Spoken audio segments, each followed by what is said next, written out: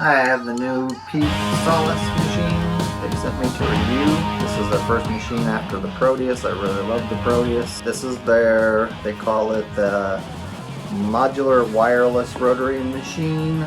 Basically it has a built-in battery pack, and then it also has an RCA adapter that both connects to the top. I plugged the battery in a little bit earlier to charge it. It's a USB-C charger. I'm going to screw this in here, power it on. I'm going to start at 7 volts because that's what I always started the Proteus at. I've not tattooed with this yet, but one thing I noticed just messing with it here, if this is all the way in and I hit the power button,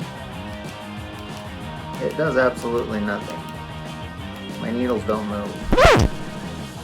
I wanted to show with this Solice with the grip all screwed in that I was having trouble with getting the machine to actually start.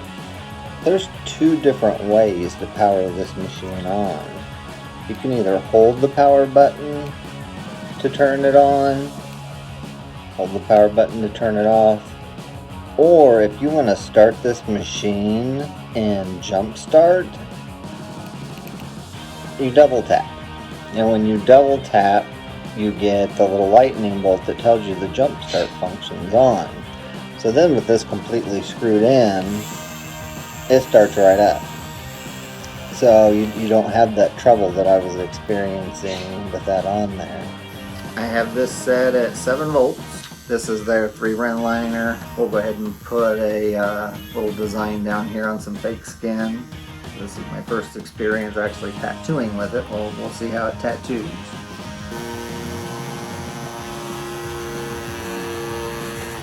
Seven volts, it seems to tattoo like you would expect this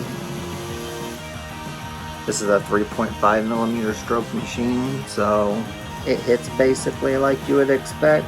It's not super powerful, but it lines effectively enough.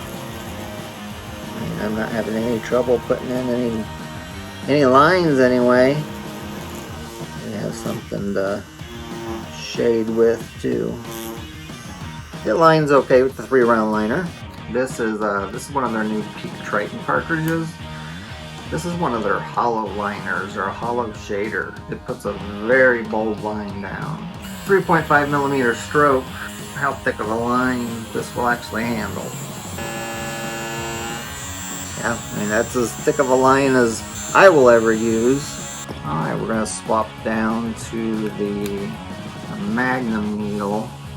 I'm going to bump my voltage down, just because normally I wouldn't want to run my shader quite that fast, possibly chew up the skin. At least all the cartridges so far, when I put them in, I'm not having to reset anything. It's all coming precisely to where I would want it. Now we're just going to do some basic shading. The 3.5 millimeter machine's basically right in the middle. The high end going towards 4 millimeters as a liner, and going down to 3 or lower as more of a shader. It looks like this. This is going to handle some basic shading pretty easily. I'm not having any trouble shading out this little piece of a feather here. Go up here and we're going to color pack and actually shade in some of the circle that I had made. We'll see how easy it does that. Packs in the color quite easily. Slow this down just a little bit more. I'm going to come down to 5.8. Solid black ink too, so I'm not using any kind of wash. We're going to try to saturate this area and then blend out the shading.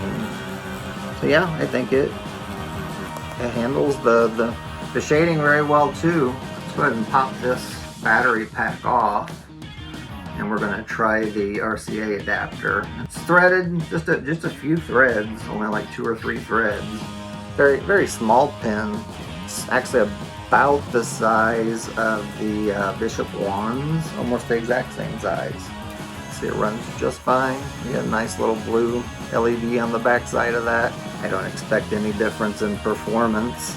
I think I've got this still running at 7 volts on my power supply, so Definitely runs nice. One thing that I certainly can say is it's a very light machine. It's just over 5 ounces. It's comfortable in the hand.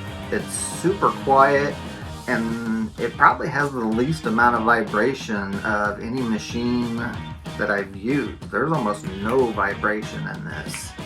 Overall, it looks like it's going to be a very nice pen.